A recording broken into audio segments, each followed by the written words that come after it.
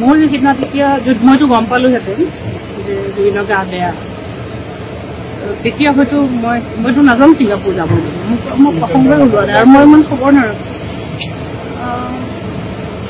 মইতো ডেফিনেটলি ক'লোহেঁতেন যে জুবিন যোৱাটো উচিত নহয়, মানে বাধাই দিব লাগিছিল। তেওঁ আচলতে যাব দিব নালাগিছিল বুলিয়ে মই ভাবোঁ, কাৰণ মই যিখিনি সময় পাইছোঁ তাক মই টাচ কৰোঁতে বহুত সুস্থ যেন লগা নাছিল। এইখিনি বস্তু মই আমি জুবিন গাৰ্গ এটা স্পেচিয়েল ইছ্যু উলিয়াইছোঁ পৰহি ওলাব, তাত মই এটা দীঘলীয়া লেখা লিখিছোঁ, তাৰ পৰাই আপোনালোকে পায়। ব্যৱহাৰ কৰা যিখিনি মানুহ ব্যৱহাৰ কৰা মানুহখিনি আচলতে যোনখিনি কেতিয়া এৰেষ্ট কৰিলে সেইখিনিয়ে নে আৰু কোনোবা মইতো চিনি নাপাওঁ নহয়, মই নাজানো তেওঁলোকৰ, কাৰণ মোৰতো লিংক নাই এই কথাবোৰ। কাশ্মীৰ মিত্ৰালকো মতা দৰকাৰ আছে নেকি? কাশ্মীৰ মিত্ৰাৰ নামটো মই শুনিছোঁ, এতিয়া কৈছে মই নামে শুনা নাছিল। মই তাত লিখিছোঁ মই ৰেছপনচিবল মাতৃ সঞ্জীৱনী লেখক, আৰু আপোনালোকে পঢ়িছে। আৰু মই ভাবিছিলোঁ যে এজন পৰিপক্ক ৰাজনীতিক হিচাপে তেওঁ কথাটো বিবেচনা কৰে, তাত কোনো মই জবৰদস্তি বা মই কোনো প্ৰেছাৰ দিয়া নাই, কিন্তু তেওঁ যদি বিবেচনা নকৰে সেইটো মই কি কৰিব পাৰোঁ। তেওঁ যদি ভাবিছে যে এইটো মই ভুলকৈ কৰিছোঁ, তেওঁ বিবেচনাৰ কথা, মোৰ ইয়াত ক'বলগীয়া নাই।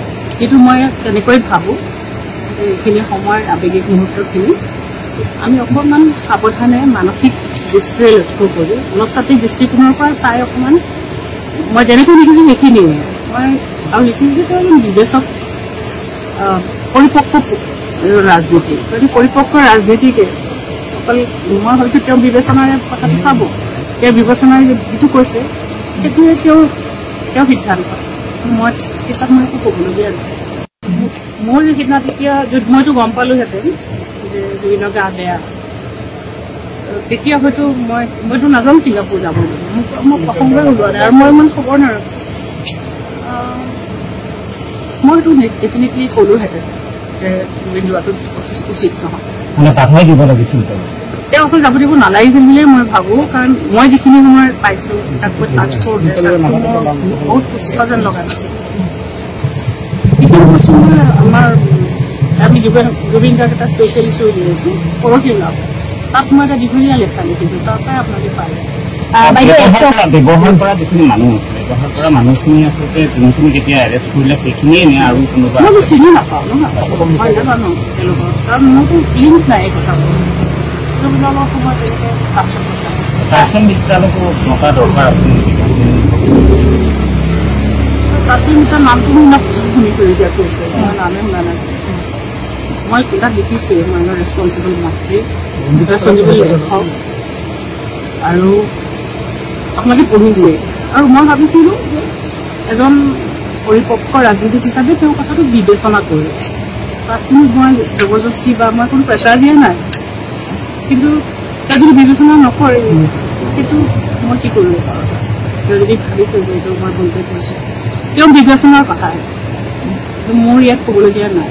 কিন্তু মই তেনেকৈ ভাবোঁ যে এইখিনি সময়ৰ আৱেগিক মুহূৰ্তখিনি আমি অকণমান সাৱধানে মানসিক দৃষ্টিৰে লক্ষ্য কৰি মনস্তাত্ত্বিক দৃষ্টিকোণৰ পৰা চাই অকণমান, মই যেনেকৈ লিখিছোঁ সেইখিনিয়ে মই আৰু লিখিছোঁ যে তেওঁ এজন বিবেচক পৰিপক্ক ৰাজনীতি, যদি পৰিপক্ক ৰাজনীতিকে অকল মই ভাবিছোঁ তেওঁ বিবেচনাৰে কথাটো চাব, তেওঁ বিবেচনাৰে যিটো কৈছে সেইটোৱে তেওঁ সিদ্ধান্ত।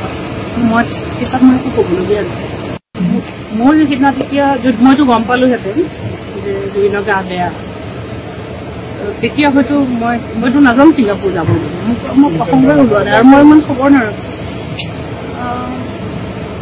মইতো ডেফিনেটলি ক'লোহেঁতেন যে জুবিন যোৱাটো উচিত নহয়, মানে বাধাই দিব লাগিছিল। তেওঁ আচলতে যাব দিব নালাগিছিল বুলিয়ে মই ভাবোঁ, কাৰণ মই যিখিনি সময় পাইছোঁ তাক মই টাচ কৰোঁতে বহুত সুস্থ যেন লগা নাছিল।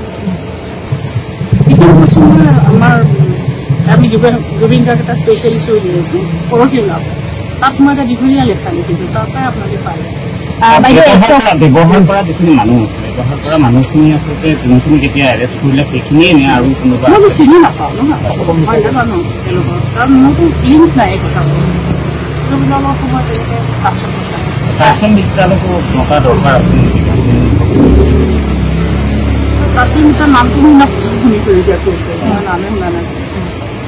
মই তাত লিখিছোঁ মই ৰেছপনচিবল মাতৃ, ৰেছপনচিবল লেখক, আৰু আপোনালোকে পঢ়িছে।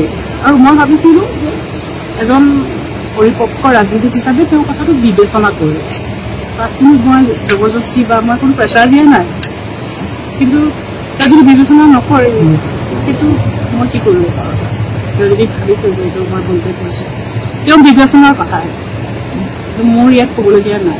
কিন্তু মই তেনেকৈ ভাবোঁ যে এইখিনি সময়ৰ আৱেগিক মুহূৰ্তখিনি আমি অকণমান সাৱধানে মানসিক দৃষ্টিৰে লক্ষ্য কৰি মনস্তাত্ত্বিক দৃষ্টিকোণৰ পৰা চাই অকণমান, মই যেনেকৈ লিখিছোঁ সেইখিনিয়ে মই আৰু লিখিছোঁ যে তেওঁ এজন বিবেচক, পৰিপক্ক ৰাজনীতি। যদি পৰিপক্ক ৰাজনীতিকে অকল মই ভাবিছোঁ তেওঁ বিবেচনাৰে কথাটো চাব, তেওঁ বিবেচনাৰে যিটো কৈছে সেইটোৱে তেওঁ সিদ্ধান্ত। মই কিতাপ মই একো ক'বলগীয়া নাই।